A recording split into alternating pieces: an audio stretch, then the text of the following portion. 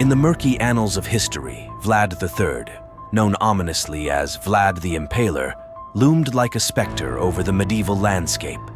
His name whispered through the corridors of time, conjuring images both ghastly and surreal. Vlad hailed from the Wallachian realm, a land ensnared by treachery and strife.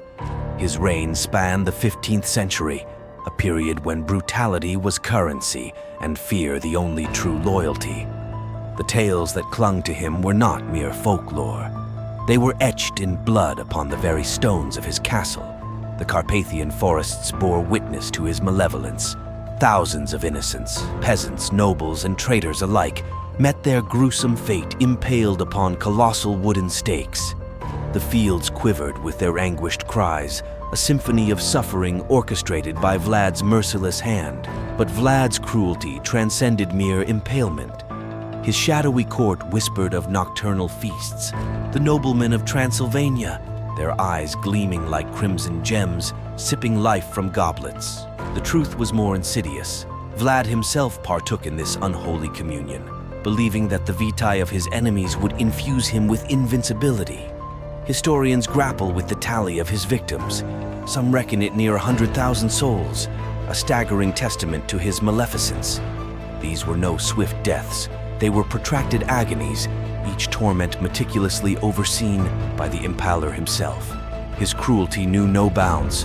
Vlad's forces were not vast, but their reputation was a tempest. Across Eastern Europe, his name echoed, a harbinger of doom. To be captured by his men was to descend into a nightmare. Torture awaited, the screams echoing through the valleys. And then, the macabre finale, impaled bodies, grotesque warnings to those who dared encroach upon his dominion. Did he truly drink the blood of his foes? The rumors swirled like crimson mist. Perhaps he never dipped his breed into the gore of impaled victims, but the belief persisted. Vlad's character was a tapestry of terror, woven from the threads of looted cities, blazing infernos, and the anguished cries of the defiant. In the shadowed corridors of Wallachia, where the Danube winds whispered secrets, Vlad III, known as Vlad the Impaler, wove his dark tapestry. His deeds transcended mere brutality. They etched themselves into the very marrows of history. The legends spoke of blood, of Vlad sipping crimson life from goblets. But this macabre communion, if true, pickled beside his other atrocities. Imagine, if you will, the screams of victims impaled on colossal spikes, their bodies skewered like grotesque offerings to the gods. Dismemberment, flaying, the horrors flowed like a river of nightmares. Vlad's lineage wove through the annals of Wallachian power struggles. Born between 1428 and 1431, he was the third Vlad of the House of Dracula.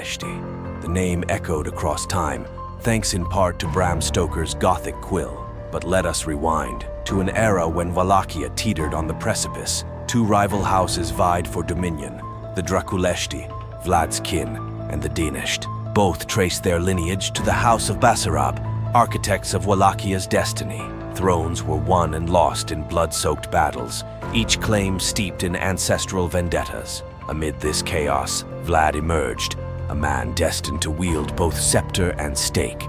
Vlad II, his father, bore the moniker Vlad Dracula, the dragon, not for mythical fire breath, but for his allegiance to the Order of the Dragon, this clandestine brotherhood. Sworn to defend Christianity against the Ottoman Empire's encroachment, marked Vlad's path. His veins pulsed with the legacy of protectors and predators. Vlad Tepes, they called him, the Impaler. His native tongue whispered it, a name that resonated through the Carpathians. But Dracula, a title often linked to him, held no fangs or crypts.